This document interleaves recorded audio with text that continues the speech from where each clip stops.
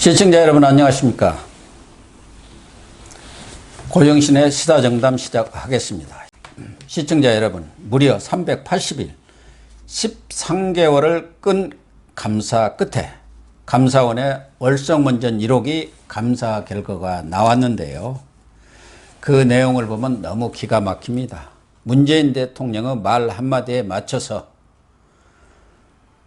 끼워 맞추기 식으로 경제성 평가 기준을 낮춰 조기 폐쇄 결정을 밀어붙인 것으로 밝혀졌습니다. 특히 국회 요청으로 감사원 감사가 시작되기 전에 산자부 공무원들이 무려 444개에 달하는 월성 1호기 관련 공문서들을 조직적으로 파괴한 것으로 드러나서 충격을 주고 있습니다.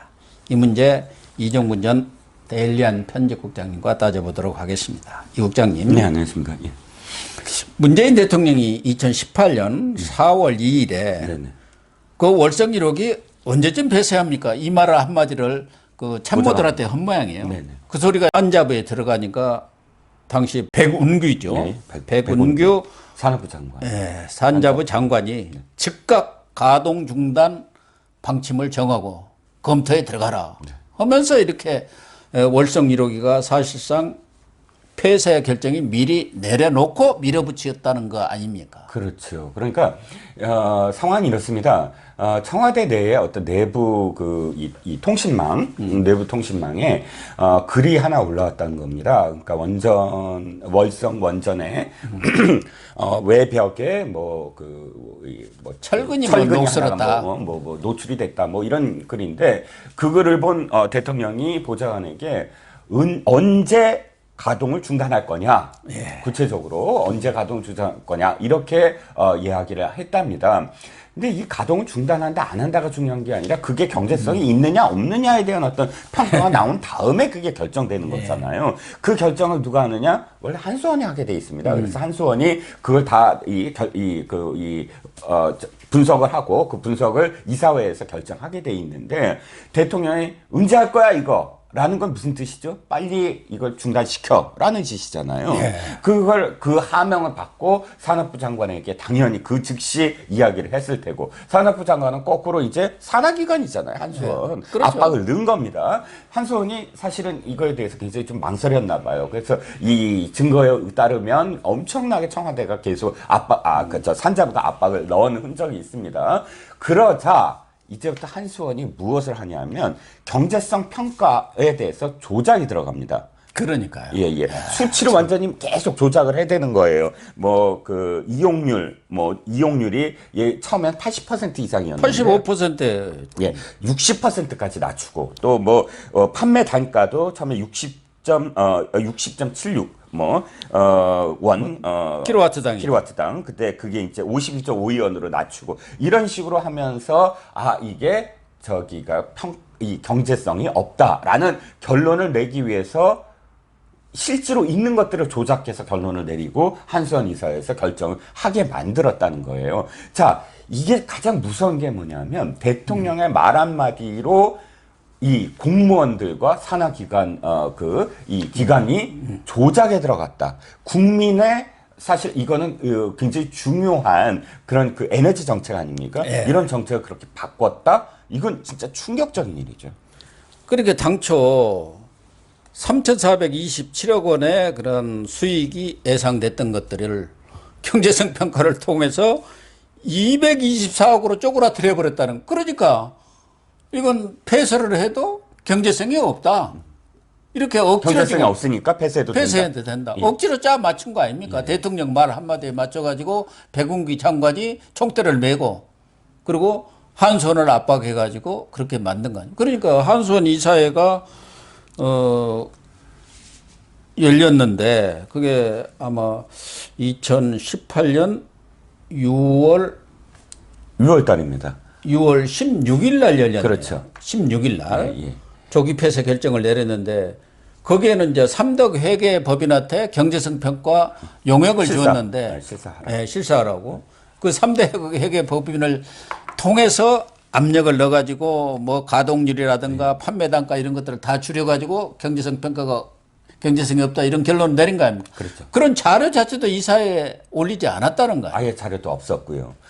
말이 안 되는 게 한두 가지가 아닌데 아까 6월 16일 말씀하셨어. 기억에 남는 게 왜 6월 16일이었냐면 이 산자부에서 엄청나게 한수원에 요구를 한 게 이겁니다. 6월 19일 이전에 끝내라. 2018년 6월 19일 이전에 끝내라. 왜? 6월 19일이 문재인 대통령이 탈원전을 선포한 1년 전, 그러니까 2017년 6월 19일에 탈원전 선포를 했거든요.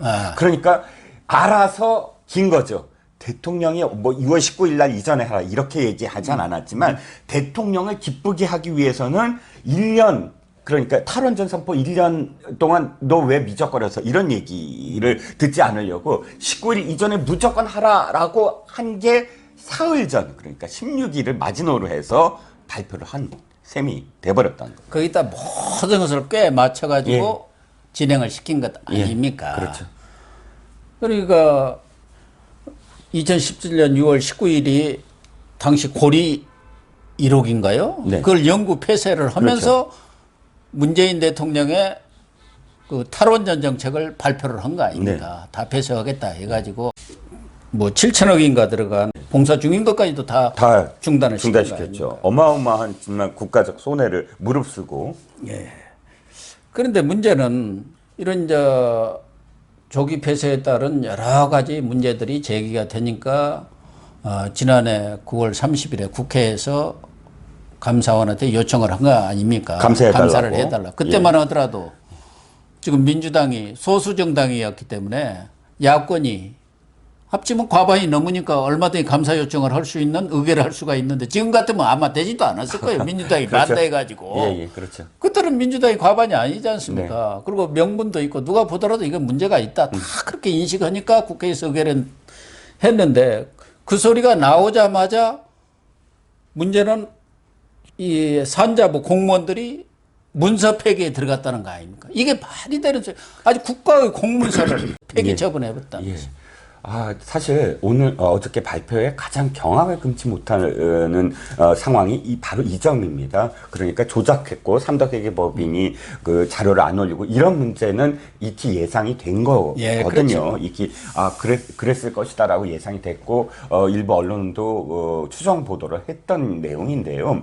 더 경악스러운 건 바로 이 점입니다. 산자부 공무원들이 어떤 사람들이죠? 행정고시를 본 사람들이에요. 행정고시를 보고 이 공복이 됐는데 공복이 된 이 공무원법에 따르면 아예 이렇게 명시가 돼 있어요. 국가의 어떤 공복으로서 국민에게 이 충성을 다하는 충성이라는 표현은 좀 다릅니다만 어쨌든 그런 공무원의 자세가 있습니다. 윤리위에도 그런 게 있고요. 그런데 이자들이 어떻게 했는지 아십니까? 엘리트들이잖아요. 일요일 날 밤 11시. 왜냐하면 자기가 이 삭제하러 갔을 때 이 사람들이 보고 기록에 남으면 왜 그랬어? 뭐지? 이렇게 이야기가 다른 쪽으로 흐를까봐 일요일 날 밤 11시에 가서요. 무려 444개 파일을 지우는데요. 그것도 아주 교묘한 게 지웁니다. 파일 이름을 다 바꿔버려요. 파일 이름을 바꾸고 그 다음에 삭제를 합니다. 이건 무슨 뜻이냐면 나중에 복원이 됐더라도 파일을 검색을 하잖아요. 예를 들어서 월성 뭐 이렇게 해서 쭉 검색을 하고 원전 이렇게 해서 검색을 하고 왜냐하면 너무나 많은 파일들을 다 찾아볼 수는 없는 거잖아요. 그렇죠. 예. 그러니까 복구를 하더라도 그런 어떤 검색에서 걸리지 않으려고 이 파일들을 걸리게 하지 않으려고 이 파일을 전부 다 이름을 엉뚱한 개똥이 뭐 이런 식으로 바꿔서 검색이 안 되게 만든 거예요. 그렇게 해갖고 무려 444개의 파일을 지능적으로 삭제를 해버립니다. 저는 이게 공무원들을 조폭으로 만든 거예요. 이 정부가 완전히 조직폭력배나 할 수 있는 그런 범죄. 증거인멸한 범죄 행위 아닙니까? 인멸이거든요. 이런 것들을 자행하는, 그거를 묵인하고 시키고 조장하고 압박을 넣는 청와대. 그리고 자신의 이념 그대로 무엇인가를 실행시키려고 작정을 한 대통령. 이런 나라에 살고 있는 국민들이 얼마나 사실은 지금 참 부끄럽다. 부끄러우면 왜 국민들의 몫이죠? 이런 게 만약에 외국에 알려지면 정말 얼굴을 들 수가 없는 그런 그 상황이죠.